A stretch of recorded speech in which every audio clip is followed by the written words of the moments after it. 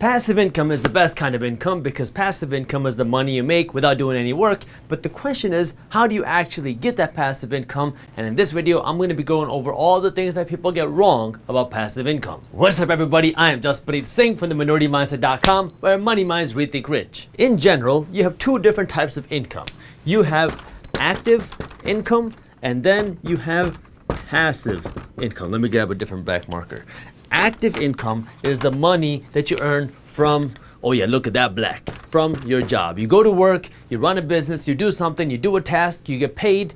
This is your active income. Passive income is money you make without you doing anything. You put your money someplace, so you make money here, you put your money here, and now this money comes automatically into your bank account. Every Monday, you got $1,000 check deposited into your account, boom, passive income.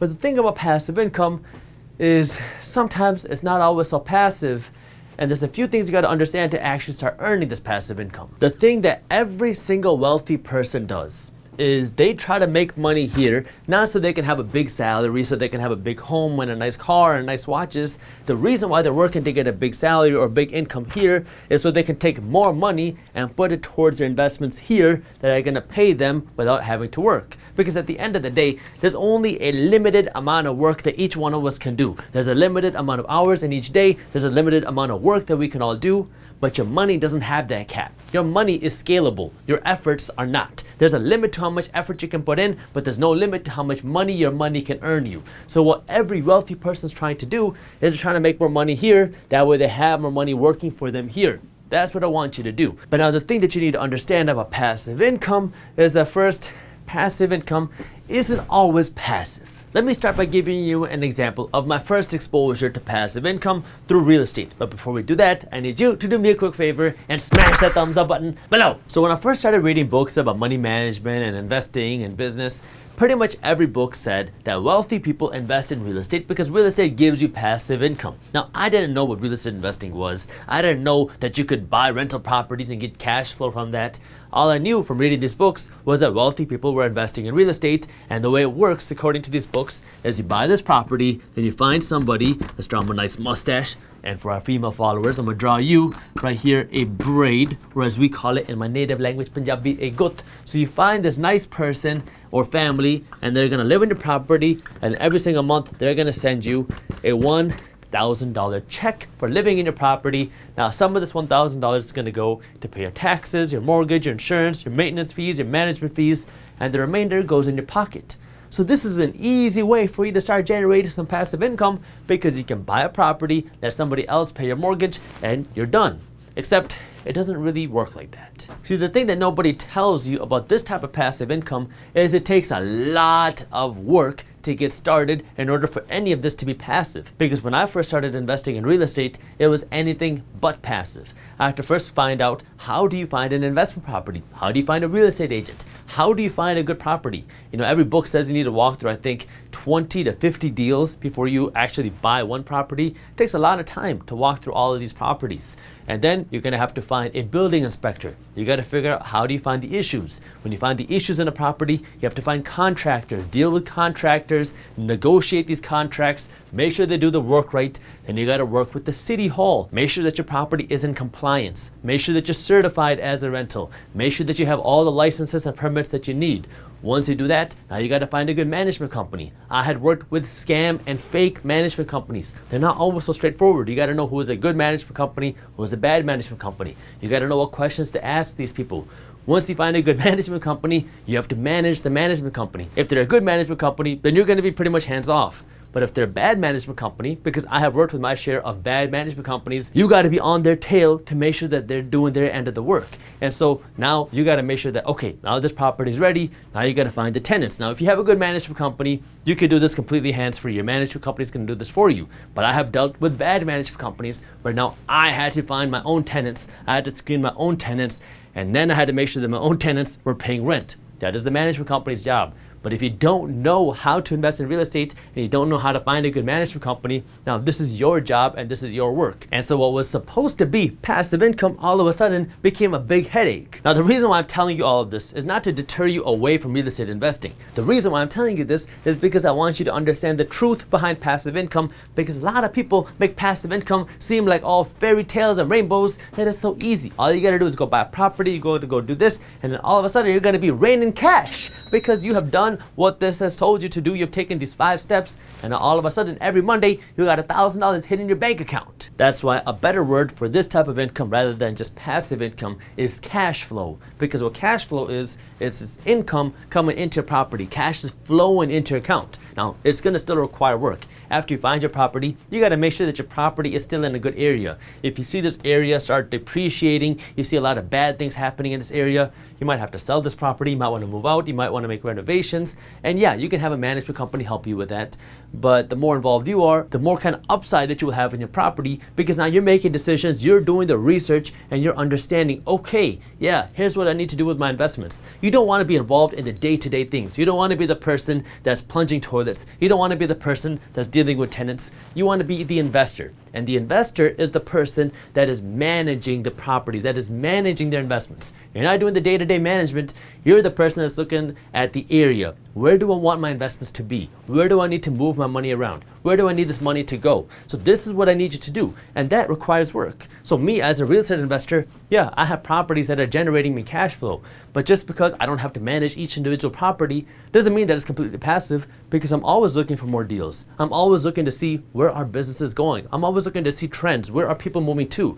These are things that I'm working on. So yeah, this is money that's coming in passively, but I'm still putting in work. And it took a lot of work for me to get to where I am today, because I had to go through a lot of hurdles. I had to go through a lot of setbacks in order to get there. I had to learn a lot of different things. So it takes a lot of work to get to the passive state, but even at the passive state, you still got to keep putting in the work to make sure that your properties are still generating good profits. This is where everybody says, oh, Jaspreet, real estate isn't really passive because real estate requires a lot of work. You got to buy properties, you got to manage them and do all of that. That's why you should get your passive income from stocks. The way stocks work is now you are investing in individual companies. And now when you invest in these companies, you get to share in their profits. One of the ways the companies share the profits is by taking some of the extra cash in the bank account and just giving it away to shareholders in the form of dividends. So if you own a company, every 3 months they might send you some money just because you invested in that company. Now the issue here is, yes, this money is passive. If you go out and you invest in the McDonald's company, you will own a piece of the McDonald's corporation, and then every 3 months, McDonald's is gonna send you a check, a dividend, just because you invested in the company. You don't gotta flip burgers, you don't gotta be involved in any of the meetings, you just get a check because you invested in the company and you get your share of the profits. Now, while this is passive in the sense of you don't have to do any work to manage the company, it isn't passive in the sense that you gotta keep doing your research. You gotta make sure that your investment is still a good one. Because just because a company is paying a dividend today doesn't mean they're always gonna keep paying a dividend in the future. AT&T is a great example of this. AT&T was a company that everybody looked at as a massive dividend paying company. For the last number of decades, they increased the amount of money that they were paying out in dividends year after year after year. And they did this for decades. So everybody looked at AT&T as a very safe dividend play. If you want consistent cash flow, just invest your money into the AT&T stock. Well, in 2021, AT&T came out and they slashed their dividend almost in half. And so now all of a sudden, this company that was paying out massive dividends, massive passive income just for you investing in it, all of a sudden changed their strategy. And so this is where now, again, yes, it's passive in the sense that you can get cash flow without you having to physically do any work, but it's not passive in the sense that you got to make sure you keep doing your research. If you are an AT&T investor and you're investing just for dividends, this is where now you have to put in some more research and understand, is this still a good investment based off of your strategy? And if not, what is a good investment for you? So the things that you're going to be doing now is you still have to pay attention to earnings calls. You got to pay attention to what the company is doing. You got to pay attention to the management, because if you know what the management's goals are, if you know that they want to invest more aggressively in growth, they might not have extra cash to pay out in dividends, because if they're paying this money out to shareholders, they don't have that money to reinvest back into the company. So these are things that you have to pay attention to. Who is the managing company? How are they innovating? What are they creating for the future? And so now, if you are investing in stocks, yes, these dividends are completely passive because you don't got to go to work to earn them.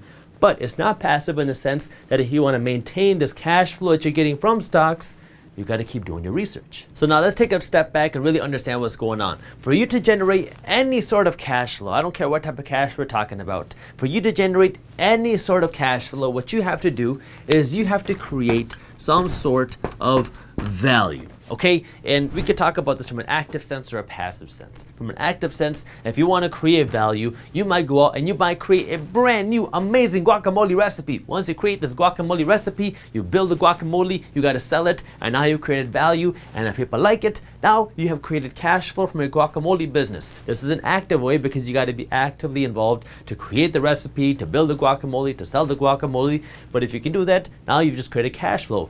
On the passive side of things, the way you can create value, well, now you can go out and you can buy a house. When you own a house, you have something of value because people want to live in your property. So you've just created value by buying this value. Now when people live in this property, they have a place to live, right? That's the value that you created, and now they're going to pay you for living in your property. So they're going to pay you for this value because you bought this asset, you bought this value, this house. You can do the same thing the other side. If you don't want to create your own guacamole recipe and your own guacamole business, if you have the cash, you can go out and you can buy your own guacamole business. Right? The same concept is, do you want to create it yourself or do you want to buy it? Now the difference between you going out and buying a guacamole business and you going out and buying a home is the passiveness. Because if you went out and you bought a guacamole business, you could generate good cash flow assuming that it's profitable. But the issue is, if you want to grow it, if you want to keep scaling it, and if you want to maintain it, you're going to have to put in more work, right? Because you're going to have to keep updating the recipe. You're going to want to get it in more stores. There's a lot more things involved in managing a guacamole business than there is in managing a rental property, because with a rental property, assuming that the property is in decent shape, somebody just has to live there and pay rent every single month. That's a lot simpler to manage than an entire guacamole business. And so people like the idea of owning cash flow or passive income from real estate because the amount of work required to get this passive income or cash flow in this case from real estate is a lot simpler than from buying a whole guacamole business. Now you can substitute this guacamole business with anything you want. This is why people are attracted to franchises, because now you're going out and you're buying a business, right? You can buy a 7-Eleven, you can buy UPS, you can buy McDonald's if you go through all of the training. Once you go through that training, you have this asset. Now you have something that should be producing you cash flow, but it requires more work than if you just went out and you bought a rental property. These different type of assets also come with different types of returns. Like a rental property might give you a 7% return. That would be considered a good return in the real estate investing world. When it goes to buying a business, now you're going to want to see something a whole lot larger because you're going to be actively involved. Now you might be looking for a 20 or 25, maybe even a 30% return on your cash because you're also investing your time, right? So when it comes to value, there's two different ways that you can derive this value. One is from your money and one is from your time.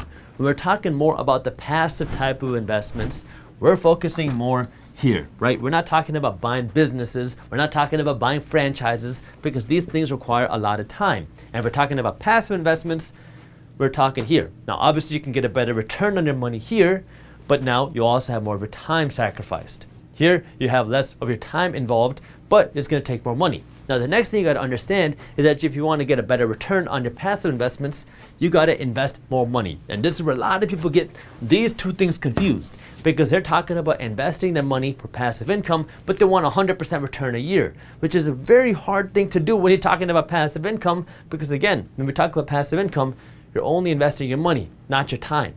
And so this is where you have to really understand, what is passive income? What type of cash flow are you looking for? Are you looking for something that's truly passive, that doesn't require your time on your end, where now you can just go out and buy this asset and your time is spent on the overall higher management stage? Or do you want to buy something and be in the individual managed stage where now you're buying a business or you're buying a franchise and now you're working to build and grow this franchise or this business? The whole idea behind being wealthy is now you have assets that are paying for your lifestyle. But in order for that to happen, you have to have this type of passive income, this type of cash flow where you're not actively doing the work to get paid. The only way you can do that is if you take money either from your active investments here or from your job, and now you're taking this money and you're putting it here. So you got to understand now, where are you earning your money from? Because it's very hard for somebody to just go out and start earning their money here. And most people don't just win the lottery right out of college, right? And so you can't just go and expect to earn a living out of this type of passive income because it takes a lot of cash to do that. Remember, a good real estate return is something like 7% a year. So if you want to earn $70,000 a year, you're gonna have to invest $1 million to do that based off of that 7% return. So you gotta understand what kind of returns we're talking about here. And so in order to get this, now you gotta have other cash, either from your active investments or from your business or from your job going in here.